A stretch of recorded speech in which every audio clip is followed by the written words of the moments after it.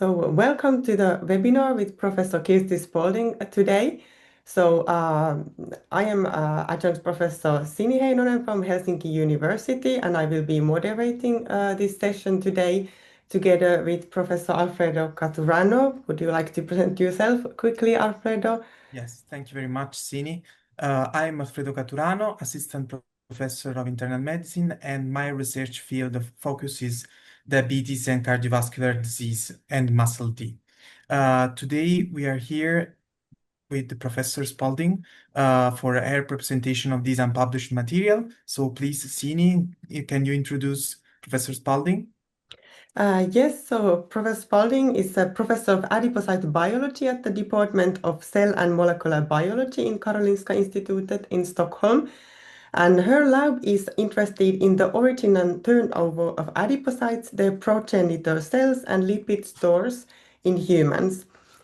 So as we know, adipocytes have significant consequences on the health of an individuals, and very little is known about the maintenance of fat cells in humans and how different fat cell depots are regulated. Professor Spalding's lab studies the cell turnover and senescence in a variety of different adipose depots. And today, her talk will be on cellular atlas of human brown adipose tissue from 65 adult donors using stereology, immunohistochemistry, and spatial mapping combined with computational modeling to show us that UCP1 positive adipocytes are rare, decline with age and BMI, and yet are inversely associated with neighboring white adipocyte size. And that this as a whole implies that they have great consequences for white adipose tissue function and systemic energy balance. So Professor Spalding, thank you that you are here today, and please, the floor is yours. Thank you very much. Thank you, Alfredo and Sini, and thank you, Sini, for that nice introduction. My lab is very interested in adipocytes, and predominantly we've been focusing on white adipocytes and how obesity and hyperinsulinemia impacts on adipocyte function. But we've also had I think, very long-standing interest and project looking at brown fat in humans that we're sort of writing up and planning to submit at some point, and this is the unpublished data that we have on this project. So I'm going to reverse the order and firstly acknowledge the people involved in this project, because it's really been a monumental effort from some key people. And the first is Viviana Cosina. So Viviana was a postdoc in my group. She's a stereologist and histologist, and she really took on the task of systematically moving through multiple brown fat depots collected post-mortem from a cohort of donors so that we could really, in a very tight stereological way, start to infer 3D information about brown fat in this 2D way. And Viviana essentially spent 5 days a week, 2 years solid, from morning to night, going through all these brown fat samples and doing stereology on that. So a really huge shout out to the work of Viviana. Anders, he was the pathologist involved in this project, and I could not find a picture of him, and he didn't supply one. So I'm sorry that he is this black silhouette, but he's a pathologist from Lund Forensics in south of Sweden, and it was really a huge task actually as a clinical collaborator to post-mortem collect adipose tissue systematically from different brown fat depots within a number of donors. So for over the years, he collected from 64 individuals for us, really going through 7 or 8 different bat depots in human. So also a huge amount of work. Maria Kuschka, she was a technician with us for a while that was talented at everything that she did, and she really worked a lot with the stereology data from Viviana and with the stereologist to help us make sense. But essentially we generated 50, 60 pages of statistics, and we really struggled to know how to synthesize that in a good way, in a way that a journal would ever want to publish it. And that's where Niels came in and joined as a PhD student, and extremely talented statistically, computationally, lab-wise in general, and he really took on this project and this huge amount of data and has put together what I will show you today, and really driven this story. And last but not least, Samuel Bernard. So he's from the University of Lyon, and he's a mathematician who I've worked with for a very long time and is really clever and talented in doing modeling, and has really driven sort of a lot of our data and taken it to the next level by being able to do modeling. Last and not least, I really want to acknowledge the donors and their families. So without this is an entirely human-based study, and I'm so grateful to the individuals and the families that allow this tissue to be donated so that we can do these studies. So I'm pretty sure for this audience, it doesn't need much of an introduction, but just to at least define that there are different kinds of fat cells.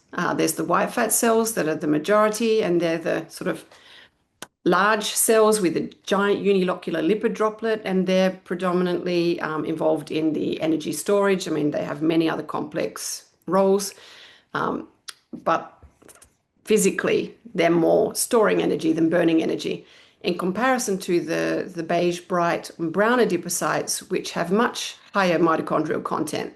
And they have uncoupled protein 1, UCP1, which is found in the inner mitochondrial membrane. And this importantly uncouples mitochondrial respiration from ATP production. So instead of storing lipid as a reserve of energy, in theory, it burns it. So it instead of generating ATP, it generates heat. So there's obviously a lot of interest around this, that if you can activate BAT or increase BAT, could this be a therapy for obesity? And it was kind of historically thought that, yes, we have got brown fat as infants, and this has a function, in the infancy years to be able to generate heat and protect us and crucial organs, but largely that we lose this as we get older. But there was a series of studies, and already in the early 2000s, and this was Jan Nedergaard and Tuva Bengtsson and Barbara Cannon, looked back over lots of imaging studies, primarily from cancer patients, and really put it together and suggested that, there's evidence that we actually have active brown adipose tissue as adult humans. And this was soon followed up by a series of landmark studies in New England Journal of Medicine, where they really showed that, yes, there's active brown fat, that it has correlations with body mass index and sex. Females have more than males, and as we increase in BMI, we have less, and also that it was active. So when the participants were cooled, that they could actually see activity in these brown fat depots. So these studies really sort of ignited the field, and people got very excited that we may have a way of combating obesity. But really, it's been hard to translate that into something meaningful, and the question still sort of floats around: is brown fat meaningful in humans? And of course, there can be many ways that brown fat is helpful in terms of health, but we were interested in, is there enough? How much do we have? Could it have an impact on the amount of white fat? So could it have an impact on obesity? So to do that, as I mentioned in my introduction, we took a stereological approach. And so from imaging studies like the ones I mentioned, there were different depots that were suggested to contain brown fat. So we systematically took from these different depots and sampled random systematic sampling through every depot that we collected, and then quantified the amount of fat cells based on whether they're UCP1 multilocular, UCP1 positive unilocular, or UCP1 negative, the white cells. And there we had two types of information coming out. One was the area fraction, so how much of the area was brown fat versus white fat, and the volume. What was the volumes? Using a stereological nucleator methodology, we could determine sort of a 3D volume of cells based on our 2D stereology. And this is the room here that Viviana lived for the 2 years, every day doing this analysis. So again, an impressive amount of dedication from Viviana. So my aim is not to go through this busy slide, but just to show we actually had a pretty nice cohort of individuals. So in total, we had 64 donors that we had a range in age from 15 to 82, BMI from 15 through to 41, and we also had information collected that was the outdoor temperature 28 days prior to death. And if you look at this, maybe it's easier to see it graphically here. If you see here, you can see a nice distribution of ages and BMIs. And even though we had more males in the study than females, they were very equally distributed here.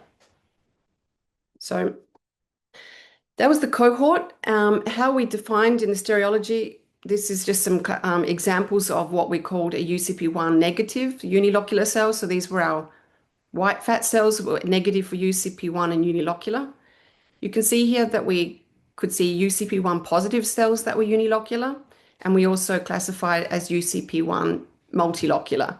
And the cell borders were helped to be seen by using a periodic acid shift staining and hematoxylin. So the very first question was, does everyone have brown fat cells? And what you can see here, this is the incidence, and you can see that this beigeish color one here is all UCP1 positive fat cells, and then further broken down into the multilocular and the unilocular. But even if you just focus on the total UCP1 positive cells, you can see that it varies a lot across depots, and incidence is defined as having one or more UCP1 positive cells. So it's a pretty low bar. And already you can see that for some depots, half the individuals sampled didn't even have one brown fat cell in the different, and this varied across depots. Whereas in paravertebral, nearly all individuals had one or more brown fat cells. So then we wondered, if you have brown fat in one depot, does that mean you're a lot more likely to have brown fat in another depot? And you can see in this correlation analysis here that yes, there was a very convincing positive correlation that if you did have brown fat in this depot, you were more likely to also have brown fat in the other depots. So then what impacts? You see that there was a variability in individuals that have or don't have brown fat. So we looked at parameters that could be impacting this. And in this analysis here, you can see this is broken down into the different depots sampled. So I forgot to mention it in the very beginning. We sampled the paravertebral, the supraclavicular, neck, adrenal, pericardial, and renal BAT depots in humans. And then we always show the combined here. So this is the analysis on a depot level, and this is all total UCP1 cells. And so what we could see if we looked at the different parameters we had, so for each donor we had information such as their age, BMI, the sex, and the temperature was the outdoor temperature 28 days prior to their death. And you could see here that we saw age and BMI, if we look at the combined level here, the total body level here, significantly impacted the incidence, so the likelihood of having brown fat cell, such as that for every increase in age of 1 year, you had just over 3% decrease incidence of having a brown fat cell or more. And similarly, with every increase of 1 BMI unit, you could have nearly 8% decrease chance of having brown fat. So definitely age and BMI are affecting the incidence of having brown fat. And if we use a prediction plot here, so essentially what you do is you keep all parameters as the mean in the cohort, but you only change one parameter. This is used to help visualize basically the data I've shown here. And you can sort of see here that as one increases in age, there's a decrease in the likelihood of actually having brown fat. And similarly, you can see the same for BMI. So then the next question was, since incidence is really defined as having one or more brown fat cells, how many brown fat cells? So if you do have brown fat cells, how much do you actually have? So for that, this is the area fraction data.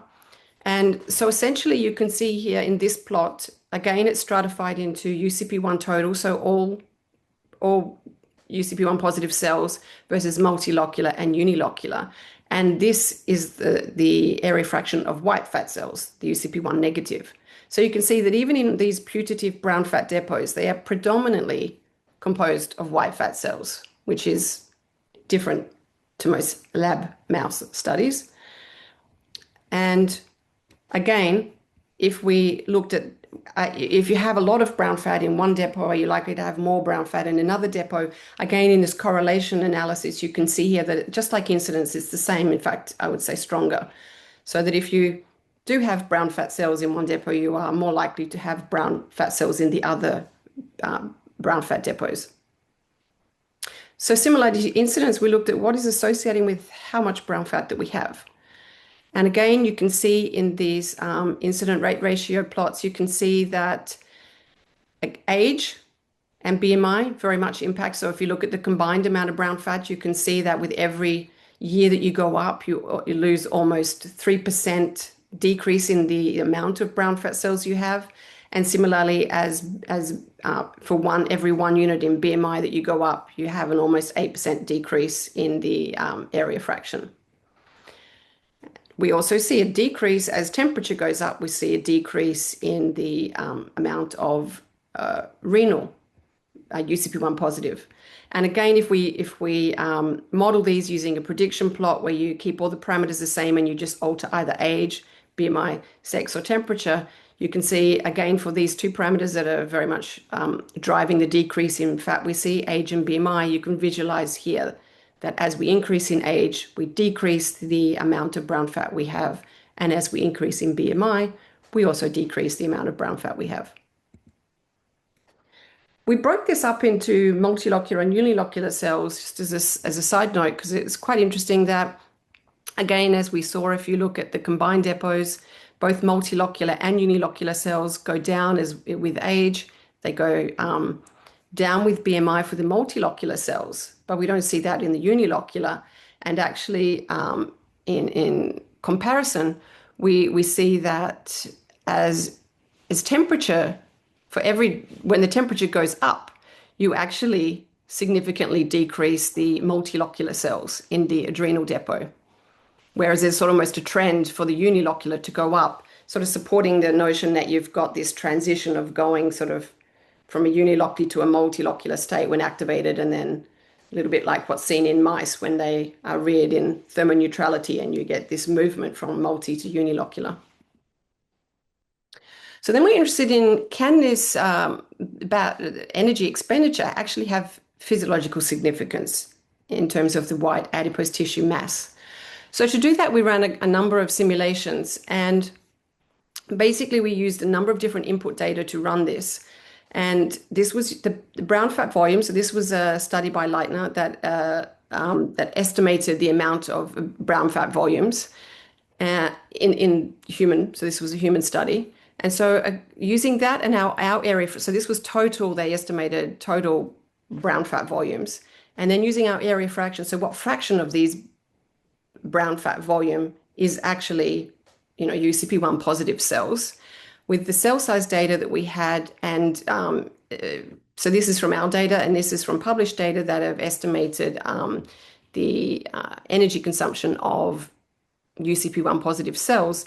So together with that, we can work out for total energy expenditure, we can have the total brown fat volume times what the fraction of that volume is of actual brown fat cells based on our data, divided by the cell volume, which we have from our stereology data, and times it by the power per cell and run this over 1,000 simulations so we can make estimates on what is the actual energy usage of brown fat given the amounts that we measured in humans.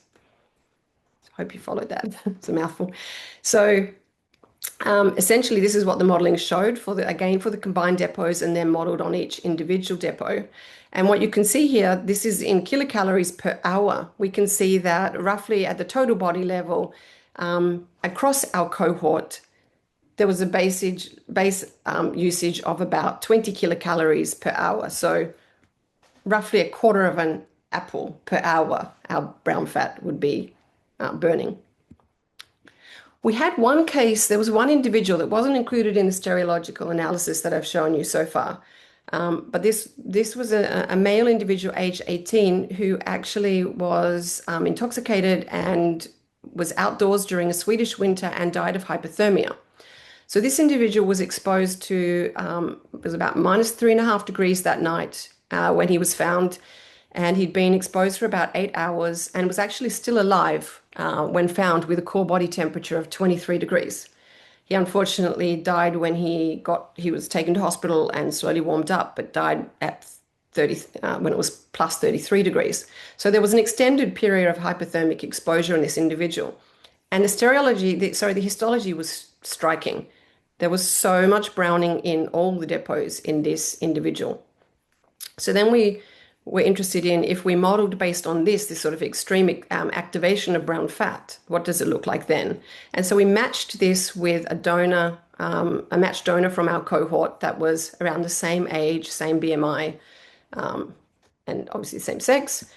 And essentially what we could see was that when we take the hypothermic individual, then there was sort of closer to 100 kilocalories per hour, more like eating a pear. Sorry, this was for the matched. Sorry, my mistake. This was the matched, because in the data I showed you before, that was across the whole cohort, where we actually, we had a lot of older individuals with higher BMI. So we took the average energy exposure. But if we take it for the age matched individual, which obviously has a higher area fraction we saw with the lean individuals and a low BMI. So in average, the energy expenditure on this for this person was lower. But it was, if we took an area fraction of about 0.6, which we think was conservative, we could actually see that the actual energy expenditure per hour for this individual that died of hypothermia was significantly higher, more like having a Mars bar. So then we looked at this over a 24-hour period, over an 8-hour period, and we started the modeling with the level based on the matched donor, so the amount of brown fat we found in the matched donor, and then modeled it such that the area fraction increased over the 8-hour period to the amount that was found in the individual that died of hypothermia. And cumulatively, what could we say about energy expenditure over this 8-hour period in this hypothermic individual? And that was significantly greater, in just under 2,000 kilocalories over a 24-hour period. So an entire Happy Meal, if you put it to calories. So then we're interested in, can the energy expenditure from these UCP1 positive adipocytes account for changes in the white fat cell volume? So then we went to single cell modeling, and essentially what we took then was, again, our data where we had the 3D spatial information about the UCP1 positive and negative cells. And we knew the average volume fraction of the UCP1 positive versus negative cell size data from our study. And we looked at, and we modeled this using lipid turnover. So the access of the lipids for the brown fats to burn. And we have this from previous data and published data where we did carbon dating of adipose biopsies from individuals, where we determined the removal rate of lipid from the white adipose tissue. So therefore, we knew what the sort of maximum donor rate of lipids to brown adipose tissue could be. And if brown fat actually uses this lipid, could it have an impact? Would we detect and could we see that it would have an impact on white fat cell volume? And if you look at this simulation, so this we simulated this over 365 days, so over 1 year. And this is based on the data that we have from our stereology with the distribution and the sizes of the white and the brown fat cells. And if you run it over 1 year, you can see, if this is your scale here in the volume of the fat cells. And so you can see a really sort of marked decrease in the size of the white fat cells when you run over a year with active brown fat. And if you look at the mean of this, because this is sort of a 3D model, you can see that there's a significant decrease in the size of the white fat cells over this 1 year of activation. And if you actually look because it's a 3D, you can actually look at the size of the white fat cells surrounding the brown fat cells. And there you can see already when you have one UCP positive cell, there's a significant drop in the size of the white fat cells. But this was modeling data. So then, and the modeling data definitely supported that activity of brown fat definitely influences the size of neighboring white fat cells. So we then went back to our experimental data to see if this holds up. And I just deviate for one slide for the people in the audience that are interested in white fat. This is the data that we collected for where we took the size of the different cell types. So we've got the UCP1 positive multilocular, UCP1 positive unilocular, and the UCP1 negative across different depots. And if you look at this, you can see that the white fat cells are, as one would expect, considerably higher. And at first glance, when I saw the data like this, I thought that didn't really support our earlier data that you've got this progression from a unilocular to a multilocular state during activation, and then a regression back to a unilocular state as you increase in, say, temperature or BMI. But if you look at the data this way, where you can actually see the distribution of the cell volumes, you can see a clear overlap here. So the smallest UCP1 negative cells still do overlap in size with the UCP1 positive cells. And if we do a regression analysis on this to really see how this impacts on white fat cell volume, you can see pretty similar to other white fat cell depots that as we increase in age and BMI, we saw a significant increase across nearly all depots in the size of white fat cells. So even the white fat cells within brown fat depots sort of follow the general body trend that as we increase in BMI and as we age, our white fat cells get bigger. So if we continue on the theme of looking at the impact of brown fat on white fat cells, we can plot the data this way. So this is the plot, this axis on the Y here, this is the adipocyte fraction. So this gray here is actually the UCP1 negative, so the white adipocytes. And then we have the UCP1 positive unilocular and multilocular. And that's the area fraction in the adipose tissue sampled. And we plot on the other side here the volume of the UCP1 negative cells, so the white fat cells, and we ordered it across depots. So you can see in our experimental data, as white fat cell volume increases, we see this. So this also correlates with a decrease in the fraction of brown. So the more brown you have, the smaller the white fat cells. This was at a whole tissue level. So we next wanted to actually really say something more dynamically within the actual tissue. And so when we did the stereological analysis for cell size, we use a nucleated methodology. So essentially what this does is tells us the size of each fat cell within a 3D space. So we went back to these slides and we reconstructed it. And so what you can see here is a reconstruction of the actual example from a brown fat depot, where we have the size of the white fat cells and the size of the UCP1 positive multilocular and unilocular. And so we could do that for every section across every depot, across every individual, and we could say something in a 3D space from our real data about the size of the white fat cells based on how many neighboring UCP1 positive cells they had. And indeed, we saw very strong difference that already after just having one UCP1 positive cell within a 50 micron radius, that there was a significant decrease in the white fat cells.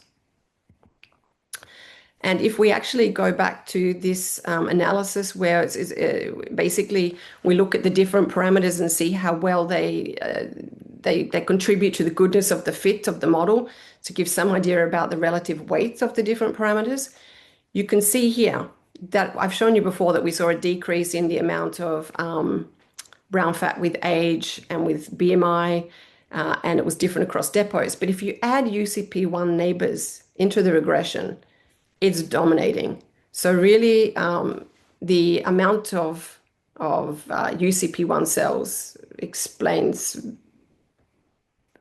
a large amount of the difference in the white fat cell volume. And again, you can visualize it here, the volume of the white fat cells in these depots, and you can see very clearly that this significantly decreases. The more UCP1 cells you have, then significantly decrease the size in most depots. Paravertebral often does its own thing, I have to say. In all the regression analysis, it's a very interesting depot. It doesn't seem to follow the trend of the other brown fat depots, but you can see here a decrease with each increase in UCP1 cells, you get a decrease in the volume of the white fat cells. So the main takeaways from this, we see that in brown fat depots, it's largely made up of white fat cells. And that the amount of brown fat cells that we have is very much dependent on the depot. It varies across depots, and is the area fraction, the amount is very much in line with previous studies showing an effect with BMI and age. The hypothermic case really hammers home the plasticity and the extreme differences we saw in the browning in this depot. And I think the main message here is that whilst it's quite a small number of fat cells, the energy expenditure contribution of BAT actually may be more than I think we've appreciated in the field, and it can actually have significant impacts on the size of our white adipose tissue. So I'd like to thank many members of the group, and it just happened that we were actually outside freezing. This is not how I make, this is not a result of our BAT studies, but this is Niels, who I talked about, that really sort of drove a lot of the data and a lot of the figures that I showed you today, and with long-standing support from Lena Appelsved, who is the lab manager and keeps everything running. Viviana, like I mentioned, for the stereology, Anders Ottesen for the fabulous pathology collaboration, and Samuel Bernard for all of the modeling. And last but not least, all the funding that makes all of our work possible. So many people to thank. Thank you. Excellent. Thank you so much, Professor Spalding. This was an excellent talk and such a timely topic. So I think we, but also maybe the audience, would really like to know that if I can, for example, ask you that how do you think that these UCP1 positive cells then, for example, influence the white adipocytes around them? Do you think there are some paracrine or then other mechanisms that are in play, and how to investigate this further? Yeah, so I think there's a lot of really interesting studies, people looking at the impact of, I think in the beginning, the focus was on how are these brown fat cells, how can we use it to treat obesity? How are we able to activate it, and can it be meaningful in terms of obesity? And I think with time, there was more skepticism about how much we have and how meaningful it is there, but then people have become more interested in bradykines, so things secreted from the brown fat cells that can be having significant local effects, say on the heart, or, so I think the field shifted a little bit more towards what are brown fat cells secreting and how is that influential. So we've kind of focused more on the energy balance, and I think it reopens the conversation that maybe there is also something meaningful in terms of having an impact in terms of the lipid turnover from the white fat cells as a substrate, as a fuel for the brown fat cells. And certainly our volume data supports that in vivo this is happening. Okay, yes, thank you. Excellent. I have also one question for you. It is in one of the slides of the presentation, we saw that there was a decline of UCP1 positive adipocytes with the age and BMI. Now what I'm asking whether, do you think that this could be a cause or a consequence of adiposity? It's a good point. I mean, there's definitely people that have shown that increased white fat mass, hypertrophic fat cells can secrete factors that inhibit browning. Our simulation data and our experimental data on cell size, I mean, obviously the complementary and absolutely not mutually exclusive is that you have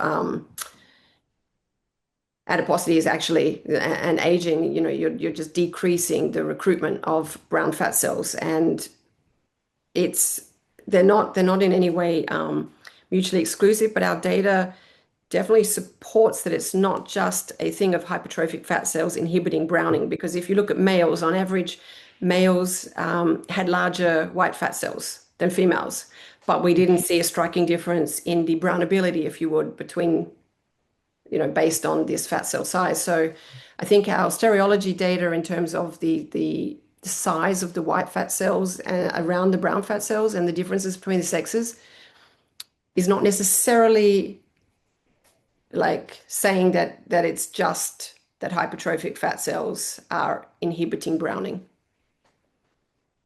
Thank you very Yeah. much. And if I can ask, like, what new questions did this data generate to you? What would you like to ask next or do next to evolve with this further? Good questions, and it's been a study over so many years that we don't have. I mean, this was a really unique collaboration with forensics. So we don't have ongoing access to these patient samples. GDPR rules have also changed since we did this study. So certainly access has become more difficult because there's a number of studies that would be interesting to do prospectively on such samples, which we're unable to do. I know that people have approached me to see if they can use our samples for spatial transcriptomics to really start to say more detail about these brown fat cells in these different depots. So that would be interesting to explore and really mine the samples that we have. I would think the paravertebral is interesting just because it doesn't follow any trends. So there's really, I think, very interesting differences between the brown fat depots that are underappreciated and could be explored further. Okay, excellent, yeah. I have another question. We saw, given the scarcity of brown adipocytes in adults, how do you interpret their disproportionate metabolic effect? And could this be targeted therapeutically? I mean, I think there's been criticism of studies, or at least sort of healthy conversation around the correlation studies that show that increased, brown fat is having an impact on health. And I think there's a number of nice studies, but as people point out, correlation is not causation, and that generally when you activate brown fat, you can also be activating, glucose uptake in muscles. I mean, lots of systemic effects. So it's really hard to from these studies 100% say that activating brown fat or having lots of brown fat is metabolically healthy. And we didn't dig into that at all in this study. We're very much looking at what could be, do we have it, and what could the impact be on the white fat mass. So we can only go as far as that, and we know that reduced white fat mass in itself is metabolically good. So sort of by extension, we can say that this would be, a good thing if you can activate brown fat and you can have an impact on your white fat mass. Therapeutically, I think that's $1 million question. How can we do this? How can we activate the brown fat that we have? And how can we turn, I think even therapeutically is even more interesting. How can we turn the white we have, make it browner? Because we have so much white. So if we can just make it just a little bit browner, it could be a lot.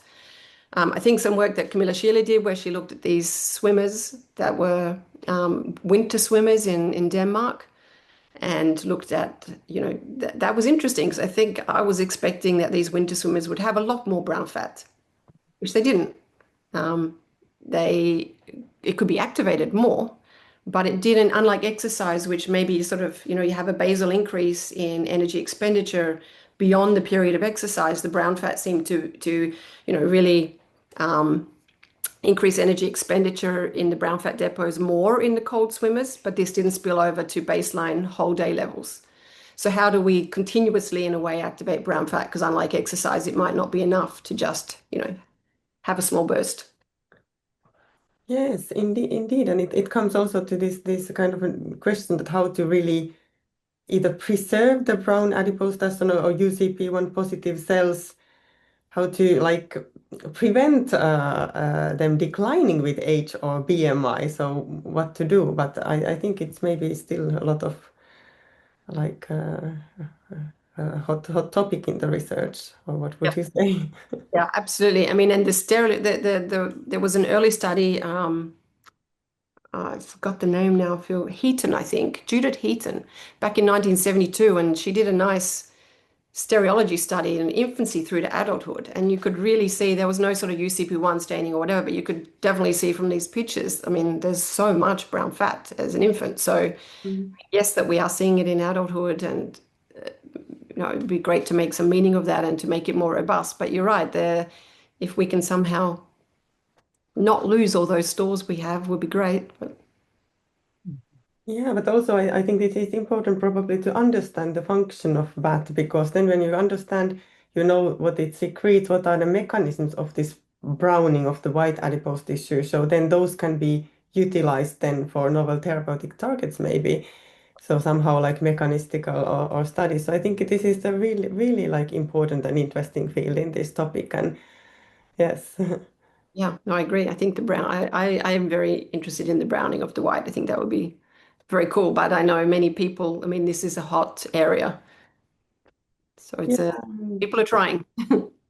Yeah, probably different in humans than in mice, and also difficult to investigate, of course, more difficult. But yeah, excellent. Yeah, I have just another question, but it is also beyond what we have talked about today, and it is what is still the biggest unanswered question about brown adipose tissue. So, what future generations should focus on according to your thoughts? I always think, Cindy, you have a better pedigree in this than me.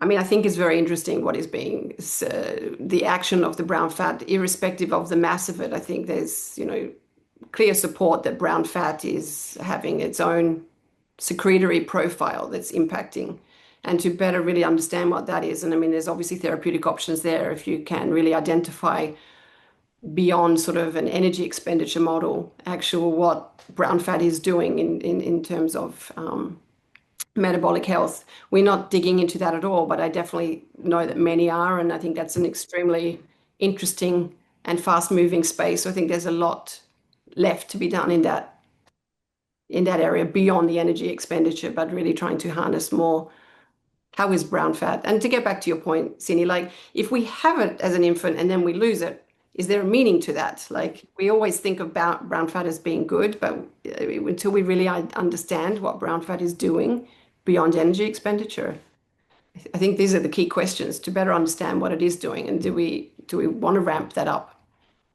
Yeah, that is really interesting because, as you say, that so there must be a reason why it is lost after infancy.